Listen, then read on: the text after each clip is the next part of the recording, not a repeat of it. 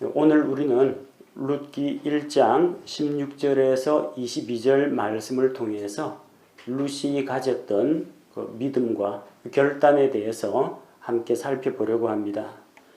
자, 지난 시간에 나오미가 두 며느리 오르바와 룻을 데리고 돌아오려고 하는데, 오르바는 처음에는 어머니를 따라가겠습니다 하더니 결국은 슬피 울고 작별을 하고 모압 민족과 모압의 신들에게로 돌아갔다고 했습니다. 그러나 룻은 끝까지 자기 시어머니 나오미를 따르기로 결심을 했습니다. 나오미는 이 며느리가 빨리 아직 젊고 기회가 있을 때 다른 남자를 만나가지고 재혼을 해서 쉴 수 있는 가정을 꾸리기를 원했던 것입니다. 그래서 너의 동서처럼 너도 고향으로 돌아가라 그렇게 권했지만 룻은 듣지 않고 자기의 결심을 자기 시어머니에게 고백합니다. 나보고 어머니를 떠나라고 하지 마십시오. 어머니를 따르지 말고 돌아가라고 하지 마십시오. 그러면서 자기의 결심을 16절과 17절에서 이야기하고 있습니다. 첫 번째로는 이제 어머니께서 가시는 곳에 나도 가겠습니다. 어머니를 따르겠다는 이야기입니다. 단순히 모압을 떠나서 팔레스틴 땅으로 여행하는 것, 함께 여행하는 것만 의미하지는 않습니다. 그렇게 함께 여행을 하다 보면은 어머니가 겪는 그런 어려움과 고초를 자기도 겪게 됩니다. 팔레스틴 땅에 간다고 해서 뭔가 미래가 약속되어 있는 것도 아닙니다. 다만 오로지 어머니가 믿고 있는 그 하나님 한 분만을 보고 갑니다. 시어머니 나오미와 함께 동행을 하면은 하나님의 백성을 만날 수 있다. 하나님을 믿는 신앙으로 자기도 들어갈 수 있다고 믿었기 때문에 따라 나선 겁니다. 누군가를 따라간다는 거 이게 쉬운 일이 아닙니다.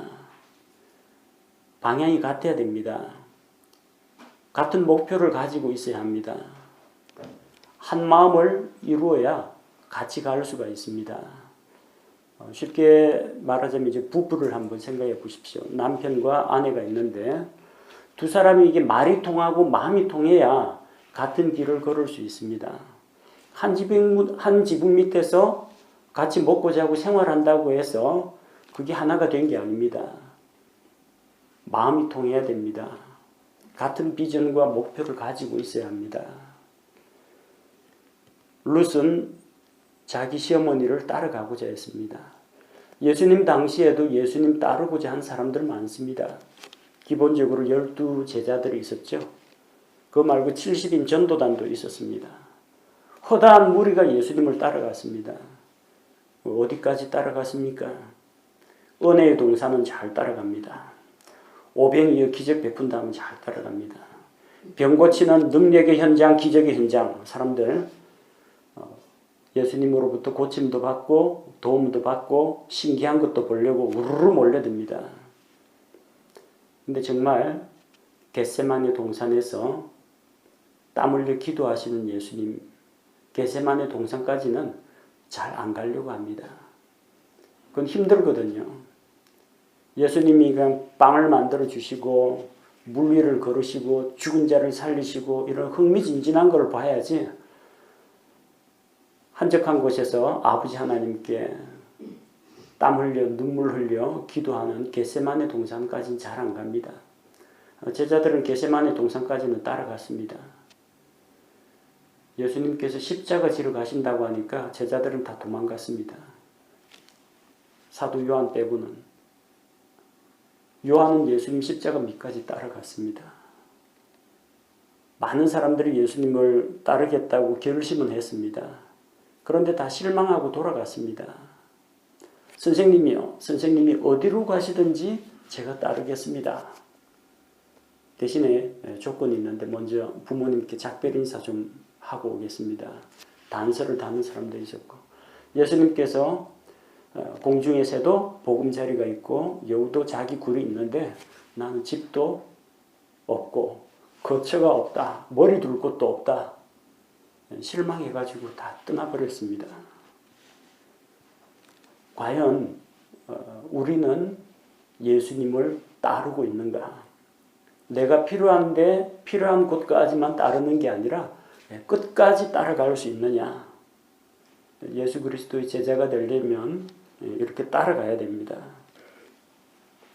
두 번째는 룻의 고백과 같이 어머니께서 머무시는 곳에 나도 머물리이다. 곧 룻은 자기 시어머니와 자기를 이제 동일시합니다. 어머니가 머무시는 곳, 그건 나오미 입장에서는 별로 어렵지 않습니다. 고향 가는 거거든요. 뭐 아는 사람들도 있고 유대민족이 가지고 있는 그 율법과 전통과 관습, 문화 그리고 언어 다 그대로 자기에게 익숙한 겁니다. 그런데 나오미에 비해서 룻은 어머니를 따라 한 곳에 정착한다는 게 쉬운 일은 아닙니다. 차라리 어머니하고 이리저리 전 세계 일주 여행을 다닌다면 혹시 그거는 할 수 있을지 몰라도 자기하고는 완전히 다른 문화적 배경을 가진 이 신앙적인 배경이 다른 유대인들 가운데 정착한다는 게 그리 쉬운 일은 아닙니다. 한번 여러분이 낯선 곳에 간다고 생각해 봅시다. 뭐 대한민국 말고 저기 동남아에 있는 혹은 필리핀 산간 오지 아니면 저 티벳 너머에 있는 소수민족 뭐 미국이나 일본 뭐 이거는 우리하고 오히려 친할 수가 있습니다.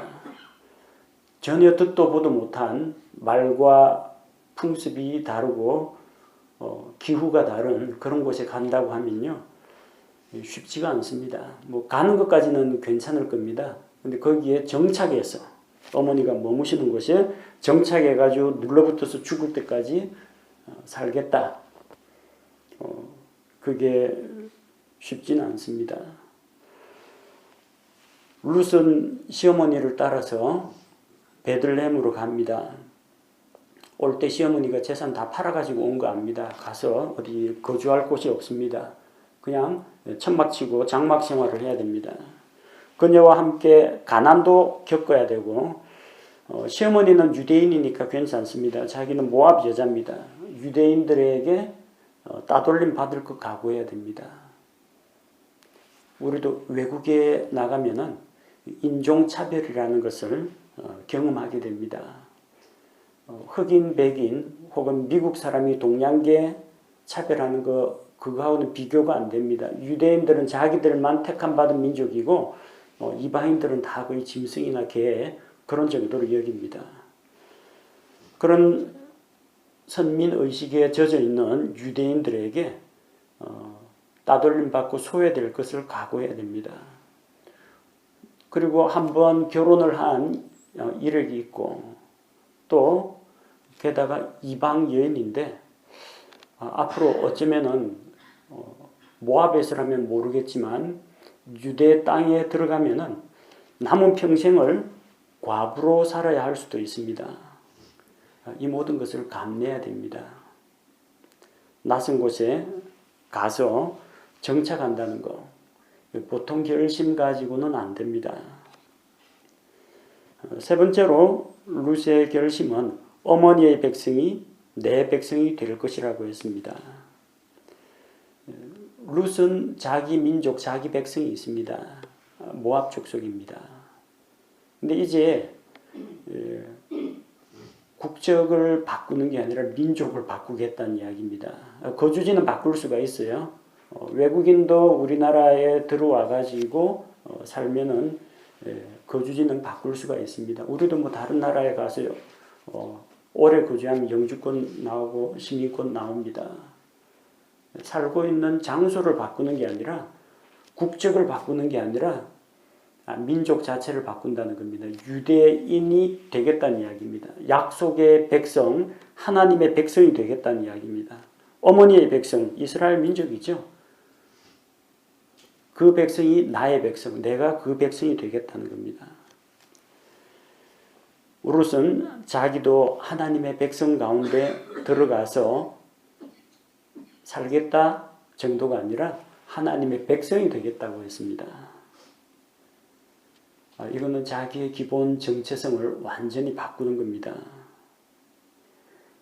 룻이 왜 유대 땅에서 넘어온 이 말론과 결혼했는지, 말론이라는 이 사람은 이름 그대로 병든, 병약한 사람입니다. 그런데 왜 건장한 모압 남자들, 모압의 용사들 다 물리치고 병약한 말론과 결혼을 했을까? 그 이유를 알 수가 있습니다. 유대 땅에서 엘리멜렉 일가족이 이사를 왔습니다. 그들이 행하는 행실이라든지 관습이라든지 신에게 예배드리는 모습이라든지 뭔가 자기들하고 다릅니다. 또 같이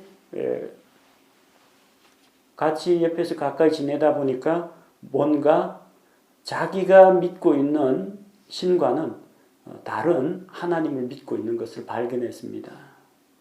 하나님의 백성, 하나님께서 친히 구속하시고 자기 백성 삼으신 특별한 민족이요, 특별한 약속을 가지고 있는 그런 백성이라는 것을 알게 되었습니다.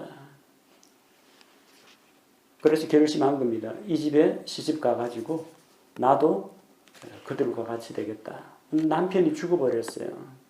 홀몸이 됐습니다. 그래도 시어머니를 따라가서 내가 이스라엘 민족 가운데에서 하나님의 백성이 되겠다는 이야기입니다. 민족을 바꾼다는 게 쉽지 않습니다. 우리는 태어날 때부터 죄 가운데서 태어납니다. 그래서 자기도 모르는 사이에 이 세상의 통치자, 거짓의 아비, 마귀의 지배하에서 사탄의 왕국하에서 사탄의 지배를 받으면서 삽니다. 그런데 복음을 들었어요. 죄로부터 구속하신 예수 그리스도, 하나님의 사랑과 은혜, 성경 말씀을 통해서 이런 것들을 들었습니다. 그때 이제 결단의 순간이 옵니다. 내가 계속 이 어둠의 왕국에 머물러 있을 것인가? 하나님의 사랑하시는 아들 그리스도의 왕국으로 옮겨갈 것인가? 하나님의 백성이 될 것인가? 마귀의 백성이 될 것인가? 선택을 해야 합니다. 이거는 죽음과 생명만큼이나 큰 차이가 있습니다. 뭐 다른 나라 이민 가는 거 그거하고는 이루 비교할 수가 없습니다. 신분이 바뀝니다. 소속이 바뀝니다. 속 사람이 바뀝니다. 우리 그리스도인도 그런 결단을 해야만 이전의 과거의 연결고리를 끊고 하나님의 백성 가운데 거할 수가 있습니다. 네 번째, 가장 중요한 겁니다. 어머니의 하나님이 내 하나님이 되시리니. 룻이 어머니를 따라가는 것은 이 시어머니 나오미가 인격적으로 고상하고 본받을 만큼 모범적이기 때문에 그 어머니가 조화가 인간적으로 따르는 게 아니라는 이야기입니다. 뭐 때문에 따라요? 하나님 때문입니다. 어머니가 믿는 하나님을 제가 믿겠습니다. 그런 고백입니다. 오르바는 모압 족속에게로 돌아갔습니다. 왜? 모압의 신 그모스에게 돌아간 겁니다. 그런데 자기가 이제 이스라엘 땅으로 가겠다. 하나님의 백성 가운데 거하겠다. 이것은 과거 자기가 알고 믿고 섬기고 있던 모압의 신과는 관계를 끊고 주께로 돌아가는 것입니다. 우상숭배를 버리고 살아계신 하나님께로 돌아오는 것입니다. 이 중대한 결단입니다. 자기를 말리지 말라고, 나를 내쫓지 말라고 한 이유가 바로 여기에 있습니다. 내가 단순히 어떤 어머니 혹은 어머니의 어떤 혈통 이것 때문에 가는 것이 아니라 어머니가 믿고 있던 하나님 때문에 갑니다. 내가 하나님을 믿고자 하는데 나를 내쫓아가지고 우상에게로 다시 돌아가라고 하는 것은 있을 수 없다는 이야기입니다. 누가 반대하겠어요? 하나님을 바라보고 제가 가겠습니다. 어떤 희생도 각오가 되어 있습니다. 이런 자세로 어머니를 굳게 붙잡았습니다. 다음으로 이 룻이 가지고 있는 그 믿음은 죽음과 부활에 대한 믿음입니다. 어머니께서 죽는 곳에서 나도 죽어. 룻은 약속의 땅에 살러 간 것이 아니라 거기서 살다가 거기서 죽으려고 간 겁니다. 약속의 땅에서 하나님의 백성과 함께 살다가 하나님의 백성 가운데 죽기를 원했습니다. 아마 이 엘리멜렉의 가정에서 하나님께서 주신 그런 약속들을 이 며느리가 아마도 배웠을 겁니다. 구약시대 성도들도 죽음 이후의 세계 그리고 마지막 날의 부활에 대해서 신앙을 가지고 있었습니다. 부활에 대한 소망을 갖고 있었습니다. 이스라엘의 소망이 무엇입니까? 산자와 죽은 자가 하나님 앞에서 다시 서게 될 것이다. 몸의 부활이 있다. 이런 소망을 가지고 있었습니다. 이사야 26장 19절처럼 주의 죽은 자들이 다시 흙 속에서 일어난다고 했습니다. 단순히 몸의 죽음 이것만을 그녀가 생각하고 있는 건 아닙니다. 죽음 이후에는 부활이 있다는 것을 믿기 때문에 그 땅에서 죽겠다고 하는 겁니다. 그냥 죽겠다는 건 모압에서 죽으나 어디서 죽으나 상관없죠. 근데 뭘로 죽겠다는 거예요? 하나님의 백성, 하나님의 믿음을 가진 신앙인으로 죽겠다는 이야기입니다. 그래서 이스라엘 공동체에 들어가려고 하는 겁니다. 다음으로 여섯째, 나는 거기 묻힐 것이니이다. 거기 묻힐 것이니이다. 거기가 어디예요? 약속의 땅 가나안입니다. 약속의 땅 가나안. 뭐 아무데나 묻혀도 상관은 없습니다. 근데 왜 많은 믿음의 조상들이 가나안 땅을 찾았습니까? 아브라함은 하나님께 가나안 땅을 약속받았지만 자기 당대에는 그 땅을 차지하지 못했습니다. 은 400세겔을 주고 그 바가지 쓴 거죠. 무덤이 동굴이 딸려있는 이 밭 모퉁이를 샀습니다. 그리고 그 밭과 주변의 수목과 그 동굴까지 같이 샀습니다. 거기에 자기가 가족 묘실로 삼았고 아브라함과 함께 사라도 거기에 매장이 되었고 이삭도 거기에 매장이 되었고 이집트에서 죽은 야곱도 아들들에게 유언을 내렸죠. 내가 죽거든 가나안 땅 막벨라 굴 조상들이 묻힌 바로 그곳에 자기를 장사 지내라고 했습니다. 요셉 역시 언젠가 하나님께서 자기 백성을 찾아오시면 너희가 이 땅에서 나가게 될 텐데 내 뼈를 가지고 올라가라고 유언을 남겼습니다. 왜 이렇게 약속의 땅에 묻히기를 원했을까요? 바로 그 땅이 하나님께서 약속하신 땅이고 또 장차 메시아께서 오실 때 그 땅으로 오십니다.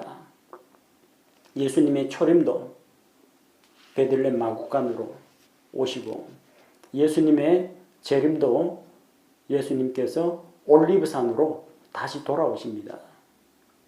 바로 그 땅에 메시아 왕국, 그리스도의 왕국이 세워지는 곳입니다.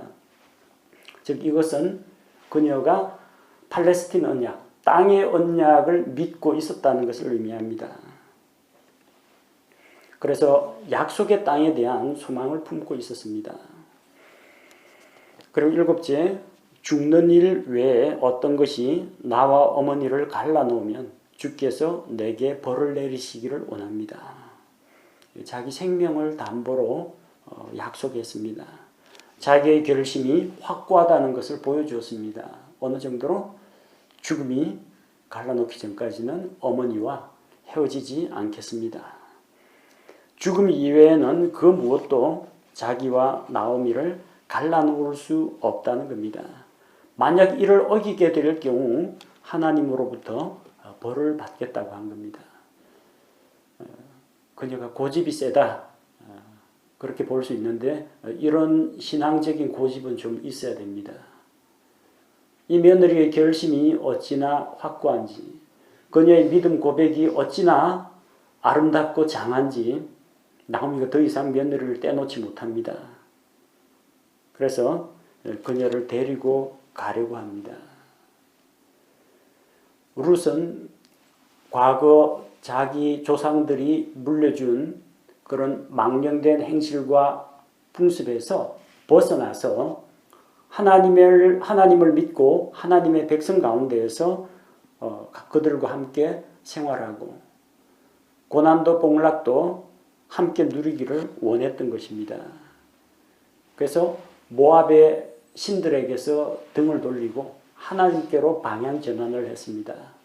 이것이 진정한 회개입니다. 진정한 회개는 하나님의 뜻대로 근심하는 것입니다. 하나님의 뜻대로 하는 근심은 회개를 불러일으킵니다. 그 회개를 통해서 구원에 이르게 됩니다. 하나님의 뜻대로 하는 근심이 무엇입니까? 내가 하나님 앞에서 이 무섭고 흉악한 죄인인데 어찌하면 좋을까? 누가 이 죄와 사망에서 나를 건져낼 수 있을까? 이런 진지한 고민을 하는 것입니다. 이게 하나님의 뜻대로 하는 근심입니다. 내가 지옥에 가면 그 영원한 지옥의 형벌과 고통 어찌 다 감당할까? 눈물과 탄식이 앞을 가릴 때 하나님 어찌하면 좋겠습니까? 이게 하나님 뜻대로 하는 근심입니다. 그런 근심은 회개를 불러일으킵니다. 자기 죄를 회개하고 하나님께 돌아오게 만듭니다. 슬퍼하고 눈물 흘리는 것 자체가 회개는 아닙니다. 눈물 흘린다고 해서 회개한 것이 아닙니다. 회개하지 않고도 마음속에 후회만 가득 찰 때에도 후회와 탄식으로 눈물은 흘릴 수 있습니다. 회개하는 사람 가운데 눈물이 없는 회개도 있을 수가 있습니다. 꼭 눈물이 있어야만 회개라고 할 수는 없습니다. 눈물은 회개의 부산물입니다. 회개를 하면 눈물이 나올 수도 있고 눈물이 안 나올 수도 있습니다. 좀 감수성이 예민하고 좀 감정적으로 예민한 분들은 잘 울고 이 정서적인 반응을 잘 일으키는데 좀 이성적이고 좀 냉철한 사람은 머릿속으로 이러면 안 되겠구나 해가지고 자기 자신을 돌아보고 반성하고 탁 방향을 바꾸긴 하는데 눈물이 안 나오는 경우도 있습니다. 울어야만 회개하고 울어야만 구원받는 거 아닙니다. 우리 찬송가에 나오는 것처럼 울어도 못하네. 눈물 많이 흘려도. 울고 눈물 많이 흘린다고 구원받는 거 아닙니다. 회개는 그 자체가 구원이 아닙니다. 회개는 사람을 구원으로 인도합니다. 하나님의 뜻대로 하는 근심은 회개를 이루어 다시 돌이킬 수 없는 구원에 이르게 하거니와 세상의 근심은 사망을 이루느니라. 근심 가운데 세상의 근심도 있습니다. 단순히 슬퍼하는 겁니다. 오르바는 눈물 흘렸습니다. 왜요? 내가 지금까지 모압 신을 믿고 헛된 걸 숭배하고 헛살았구나. 그게 아니라 오랫동안 정들었던 시어머니를 두고 제가 어디로 갑니까? 석별의 정이 아쉬워가지고 눈물 펑펑 쏟았습니다. 룻도 울고 오르바도 울었습니다. 두 며느리가 다 울었어요. 오르바는 돌아갔습니다. 나오미하고 작별했습니다. 근데 룻은 끝까지 남았습니다. 진정한 회개는 눈물 흘리는 것이 아니라 죄에서 떠나 하나님께로 돌아오는 것이 참다운 회개입니다. 우리 룻의 고백을 보면은 회개하고 하나님께로 돌아오는 그리스도인의 모습을 살펴볼 수가 있습니다. 주님과 자기를 동일시하는 것, 주님이 가신 길을 저도 따라갑니다.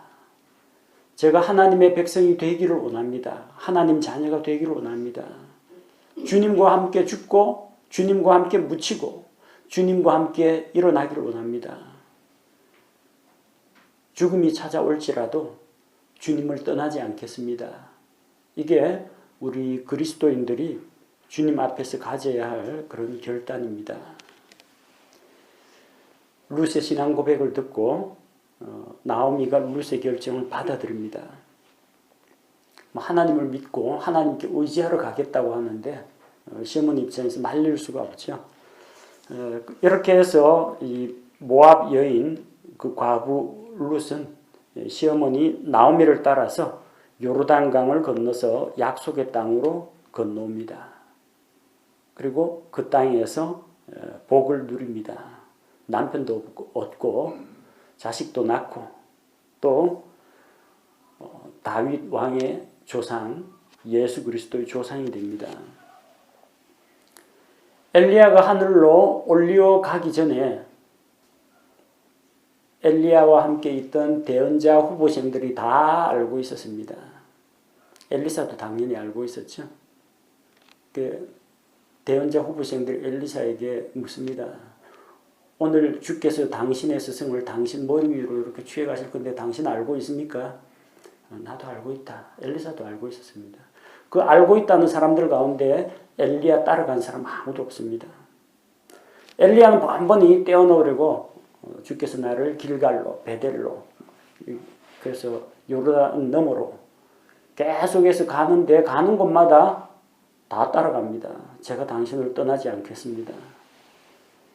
대언자 후보생들이 그렇게 많았고 그들도 엘리야가 하늘로 올려간다는 것을 머리로는 알고 있었습니다. 그러나 엘리야를 따라가진 않았습니다.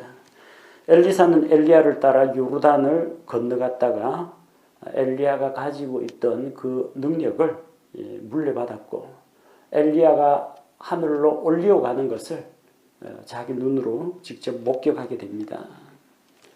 예수님의 제자들은 십자가를 지고 예수님을 따라갔습니다.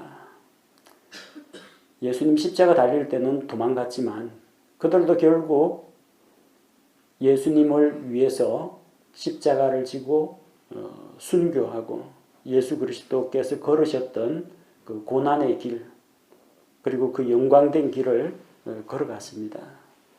그 결과 그들은 주님의 증인이 되었고 주님의 사도가 되었고 그에 합당한 보상을 받았습니다. 믿음으로 이렇게 따라가는 자들에게는 보상이 따른다는 것을 기억해야 합니다. 마침내 나오미와 룻이 요르단강을 건너서 베들레헴으로 돌아왔습니다. 베들레헴 사람들이 돌아온 나오미를 보고 흥분합니다. 떠난 지 10년이 넘었는데 이제서야 돌아오니까 그래도 10년 정도 지났으니까 아직까지 웬만한 자기하고 비슷한 또래의 사람들은 대부분 살아 있습니다. 그 밑에 사람들도 얼굴 아는 사람들은 다 알아봅니다. 베들레헴이 그렇게 큰 동네가 아니거든요.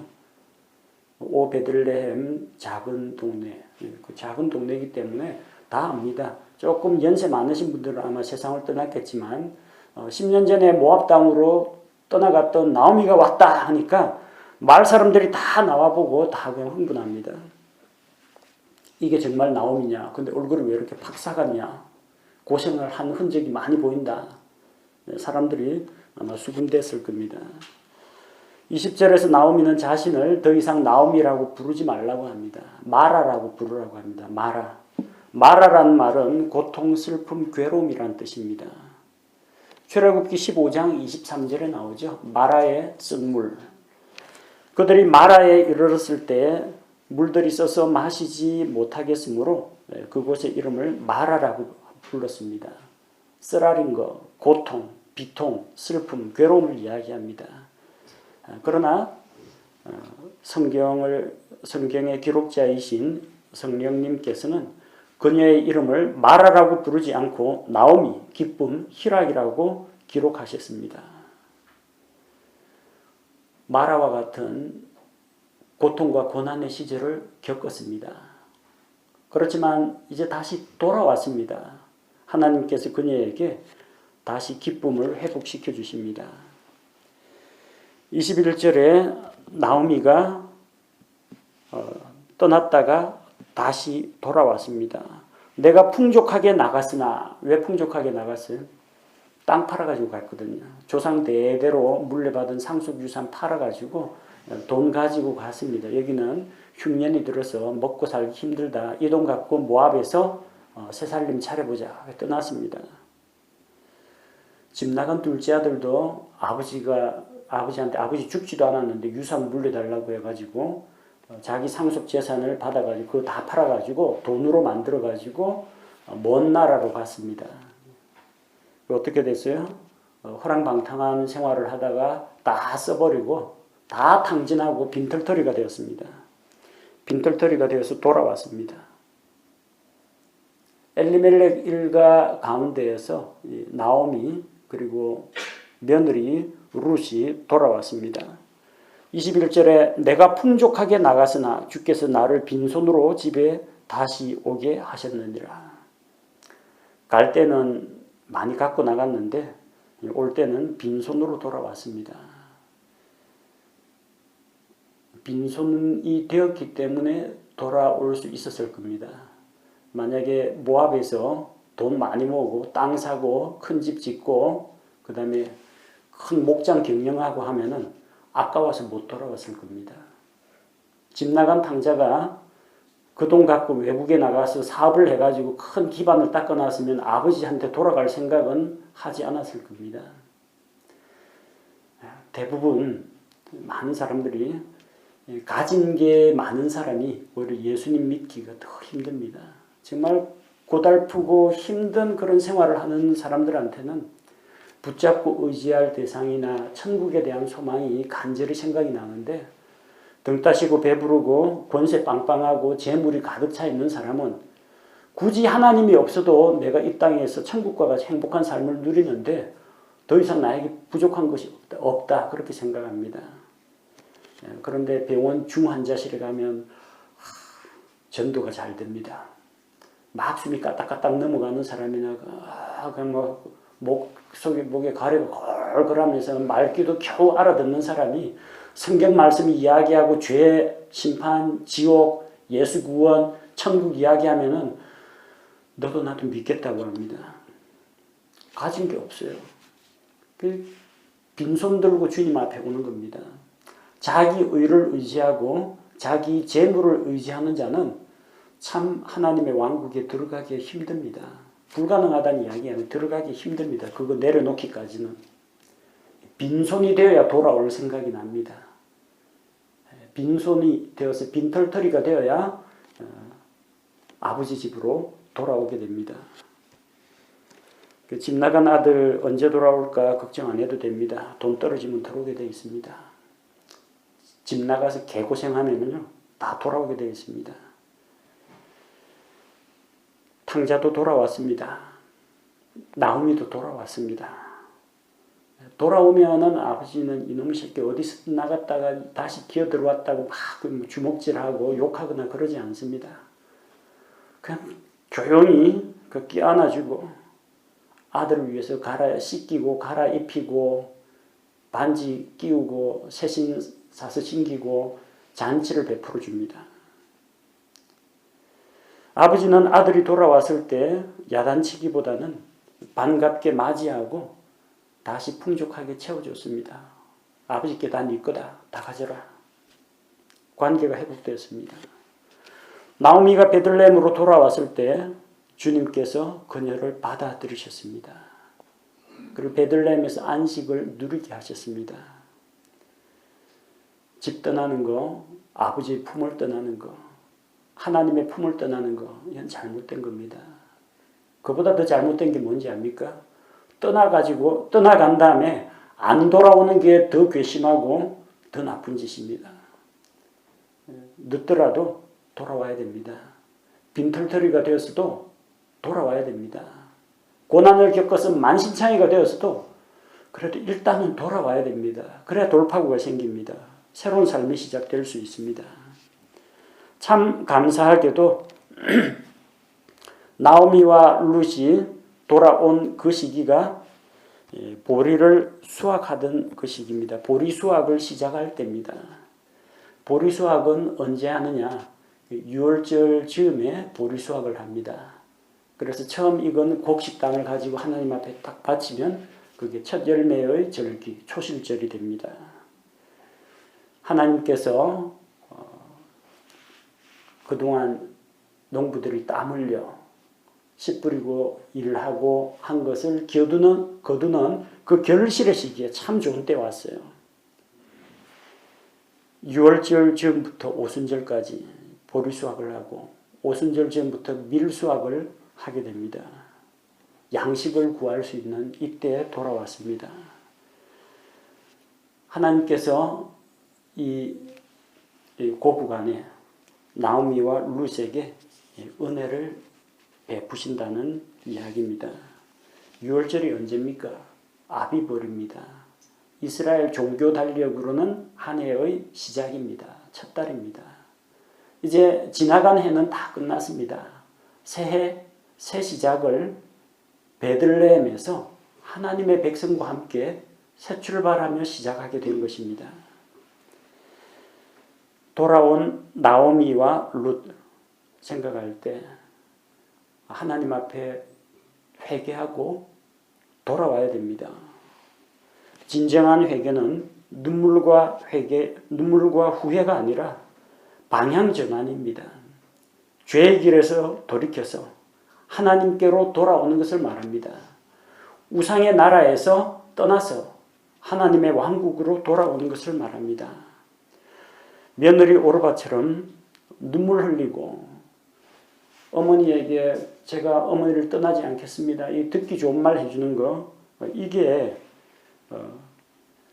끝이 아니라 더 나아가서 행동과 결단이 있어야 됩니다. 눈물만 흘려서는 안 됩니다. 입술로만 고백해서는 안 됩니다. 룻처럼 자기의 믿음을 결단과 행동으로 증명해 보여야 합니다. 믿음은 관념이 아닙니다.